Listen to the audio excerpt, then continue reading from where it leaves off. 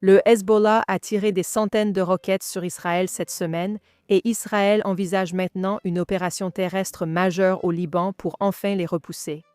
Les condamnations juridiques et la pression diplomatique affluent déjà, alors parlons de ce que ces critiques omettent systématiquement. Je suis Ilana Mazel-Diamant et c'est la base du droit. Dès que la guerre contre l'Iran a commencé, il était presque certain qu'Israël devrait également affronter le Hezbollah au Liban. Le 2 mars, moins de 48 heures après les frappes sur Téhéran, le Hezbollah a tiré des roquettes sur le nord d'Israël. Depuis lors, le groupe a revendiqué la responsabilité de plus de 500 vagues d'attaques roquettes, missiles, drones, tirs de missiles anti-chars. Rien que mercredi dernier, 200 roquettes et 20 drones lors d'une seule salve sur plusieurs heures ont atteint des communautés situées à 50 km de la frontière. Le corps des gardiens de la révolution islamique d'Iran a tiré simultanément des missiles balistiques, qualifiant cela d'opération conjointe et intégrée selon leurs termes. D'après l'armée israélienne, le Hezbollah a tiré environ 150 roquettes par jour récemment. Israël a maintenant lancé ce qu'il appelle une opération terrestre ciblée pour établir une zone défensive avancée dans le sud du Liban qui a été élargie cette semaine.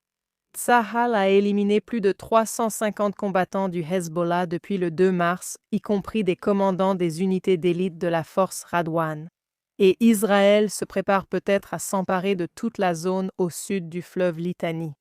Ce serait la plus grande opération au Liban depuis 2006. Donc la France et d'autres exigent qu'Israël se retire et négocie, et des arguments émergent déjà sur le caractère prétendument illégal d'une opération terrestre. Le Premier ministre libanais Nawaf Salam a qualifié la décision du Hezbollah d'entrer en guerre d'erreur stratégique, qui a entraîné le Liban dans, selon ses mots, des aventures dont nous aurions pu nous passer. Eh bien, nous aurions tous pu nous en passer, mais l'irresponsabilité du gouvernement libanais et de divers acteurs internationaux face au Hezbollah et à l'Iran est précisément ce qui nous a menés ici dès le départ. Et cela mérite qu'on s'y attarde davantage. Un peu d'histoire. En 1943, le Liban a instauré un système politique fondé sur le partage du pouvoir entre confessions. Un musulman sunnite comme Premier ministre, un chrétien maronite comme président, un musulman chiite comme président du Parlement. Cet arrangement était fragile et précaire. Au fil du temps, les Arabes sunnites ayant quitté la Palestine mandataire ont gonflé la population. Les chiites se sentaient de plus en plus marginalisés sous un ordre dominé par les chrétiens, et en 1975, tout le système s'est effondré dans la guerre civile. Israël a dû envahir le sud du Liban en 1978, puis à nouveau en 1982, dans le but de repousser les groupes terroristes palestiniens qui utilisaient ce territoire pour nous attaquer. C'est lors de cette deuxième invasion en 82 que le Hezbollah entre en scène. Inspirés par la révolution islamique iranienne de 1979, les chiites libanais s'étaient organisés en un mouvement armé. L'Iran a dépêché les gardiens de la révolution, apportant fonds, formation et orientation idéologique. Le groupe qu'ils ont créé s'est appelé Hezbollah, le Parti de Dieu. Ses objectifs étaient clairs dès le début.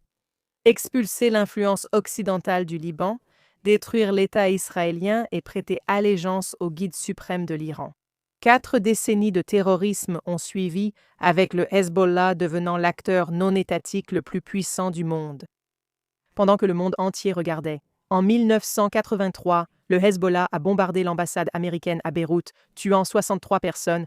La même année, il a mené des attentats suicides coordonnés contre les casernes militaires américaines et françaises, tuant 241 membres des forces américaines, dont 220 Marines et 58 parachutistes français.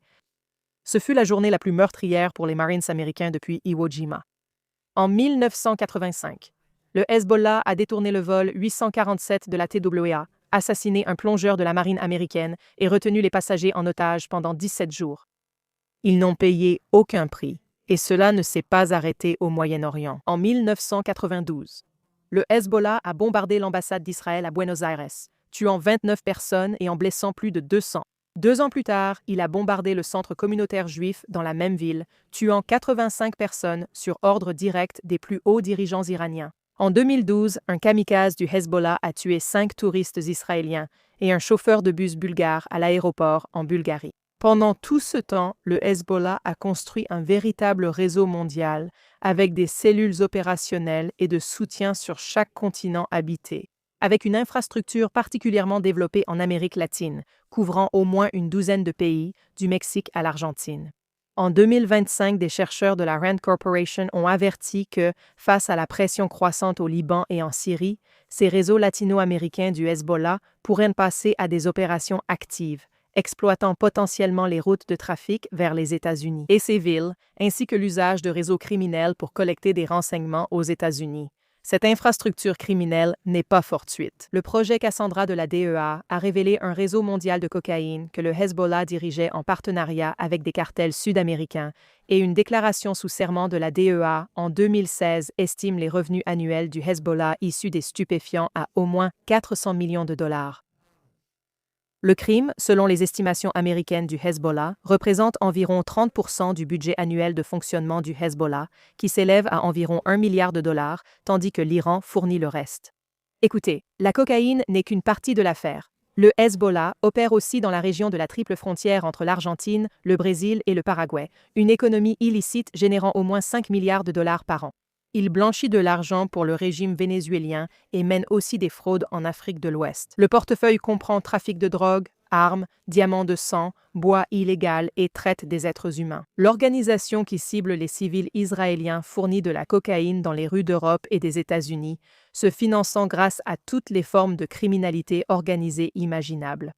Donc, c'est une armée terroriste, un parti politique et une entreprise criminelle, tout à la fois. Et pendant des décennies, cette organisation faisait littéralement partie du gouvernement libanais. Le Hezbollah a siégé au Parlement libanais à partir de 1992 et a occupé des postes ministériels dans tous les gouvernements de 2005 jusqu'à l'année dernière. Un État dans l'État exerçant un véritable pouvoir de veto grâce aux règles de consensus du Liban pendant 2 décennies. Cela n'a commencé à changer qu'après que la campagne israélienne de 2024 a décimé la direction du Hezbollah. Un nouveau gouvernement formé en février 2025 a exclu le groupe du gouvernement pour la première fois depuis une génération. Mais le Hezbollah détient toujours 13 des 128 sièges au Parlement et son influence politique reste profonde. Quant à son arsenal, avant le 7 octobre, le Hezbollah possédait plus de 150 000 roquettes et missiles, soit près de 10 fois les stocks combinés du Hamas et du Djihad islamique palestinien et dépassant le total des stocks de missiles de tous les membres européens de l'OTAN réunis. Israël estime désormais avoir détruit 85 à 90% de cet arsenal. Mais tout ce qui reste est encore pointé vers un pays à peu près de la taille du New Jersey. La communauté internationale a déjà tenté de résoudre ce problème à 4 reprises. 4 fois, elle a échoué. L'accord de Taïf de 1989 a mis fin à la guerre civile au Liban et a désarmé toutes les milices du pays, sauf le Hezbollah, qui a été discrètement exempté en tant que force de résistance. La résolution 1559 du Conseil de sécurité de l'ONU en 2004 a exigé la dissolution de toutes les milices. Le Hezbollah ne l'a pas fait. La résolution n'a pas été appliquée. La résolution 1701 du Conseil de sécurité en 2006 a mis fin à la Deuxième Guerre du Liban et a établi une zone tampon démilitarisée dans le sud du Liban. La résolution a explicitement autorisé la FINUL, une force de maintien de la paix déployée par l'ONU à la frontière libanaise depuis 1978, à prendre toutes les mesures nécessaires pour désarmer le Hezbollah. Aujourd'hui, malgré un budget de près de 500 millions de dollars par an soutenu en grande partie par les États-Unis, la FINUL n'a rien fait de tel. L'arsenal du Hezbollah a été multiplié par 10 entre 2006 et 2023, une grande partie étant stockée sous des bâtiments civils et une grande partie construite à la vue des installations de la FINUL. Le Hezbollah a même lancé des roquettes à seulement une centaine de mètres des postes de l'ONU, sachant que la présence de la FINUL compliquerait la riposte d'Israël et garantirait un blâme de l'ONU lorsque Israël agirait malgré tout. Israël a, à plusieurs reprises, transmis à la FINUL des demandes précises fondées sur des renseignements, et la FINUL les a à chaque fois ignorées. Quand cela ne suffisait pas, le Hezbollah soudoyait simplement les casques bleus, ce qu'il a ensuite admis. Enfin, dans cette série d'échecs sans fin, il y a eu le cessez-le-feu de novembre 2024 entre Israël et le Liban, que le président Biden a qualifié de cessation permanente des hostilités. Et cela a bien sûr été violé par le Hezbollah moins de 48 heures après le début de la guerre avec l'Iran. Et maintenant, une fois de plus, alors qu'Israël réfléchit à la manière d'éradiquer une organisation terroriste déterminée à sa destruction, Un effort juridique et diplomatique croissant est en cours pour délégitimer cette action. L'argument ressemble à ceci. Le Hezbollah est entré dans cette guerre en réponse à l'assassinat de Khamenei et prévoit soi-disant de se retirer une fois qu'il y aura un cessez-le-feu régional. Donc, selon eux, Israël a une alternative parfaitement raisonnable à la force. Cesser les frappes, le problème sera réglé. Pour toute personne réaliste, sans parler de celles dormant dans des abris anti-bombes, ce n'est pas une proposition sérieuse. L'agression du Hezbollah n'est pas une réaction contingente et réversible à un événement spécifique.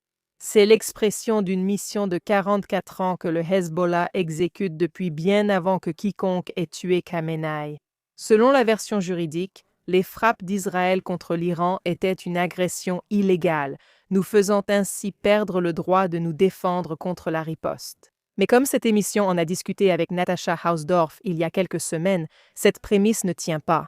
Israël et les États-Unis ont invoqué l'article 51, le droit à la légitime défense, en citant le programme nucléaire de l'Iran, ses attaques de missiles balistiques et des décennies de guerre par procuration. Et cet argument ignore également complètement les bases juridiques indépendantes d'Israël au Liban. La doctrine de l'État incapable ou non désireux stipule que lorsqu'un État ne veut pas ou ne peut pas empêcher des acteurs non étatiques d'utiliser son territoire pour attaquer un voisin, ce voisin conserve le droit à la légitime défense. Les États-Unis ont appliqué cette doctrine en Syrie et au Pakistan lors de l'opération contre Ben Laden en 2011. Cette opération était également soutenue par le Royaume-Uni, l'Allemagne, l'Australie et le Canada. Le droit d'Israël d'agir au Liban découle de 44 ans d'échec libanais à désarmer le Hezbollah, un échec auquel le gouvernement libanais a activement participé pendant la majeure partie de cette période. Comme nous l'avons constaté depuis plus de 2 ans, la guerre a un coût. Plus d'1 million de Libanais ont quitté leur domicile après les ordres d'évacuation de Tsahal. Mais comme l'a estimé l'analyste militaire Sarit Zahabi en 2024, environ 1 maison sur 3 dans les villages chiites du sud du Liban est utilisée à des fins militaires par le Hezbollah. Stockage d'armes, entrée de tunnels, sites de lancement de roquettes. Comme pour le Hamas qui s'est incrusté dans les infrastructures civiles de Gaza, c'est le Hezbollah qui a transformé ces maisons en cibles en visant nos propres maisons. Donc, en près de 5 décennies, il y a eu 4 accords et une organisation qui n'a jamais voulu en respecter aucun dès le début. Le monde a continué à signer de nouveaux chèques pour cela de toute façon. Le coût de la préférence pour le papier plutôt que pour la réalité s'est accumulé. Dans les roquettes, dans les tunnels, dans les enfants israéliens qui courent se mettre à l'abri, et dans les civils libanais qui ont dû quitter les maisons que leur gouvernement ne pouvait pas protéger parce qu'ils siégeaient au gouvernement avec une organisation terroriste. Le 7 octobre nous a appris, ou aurait dû nous apprendre, que ce n'est pas une situation qui se résout avec plus de temps ou plus d'accords. À un moment donné, cela se résout d'une autre manière. Nous saurons peut-être bientôt comment.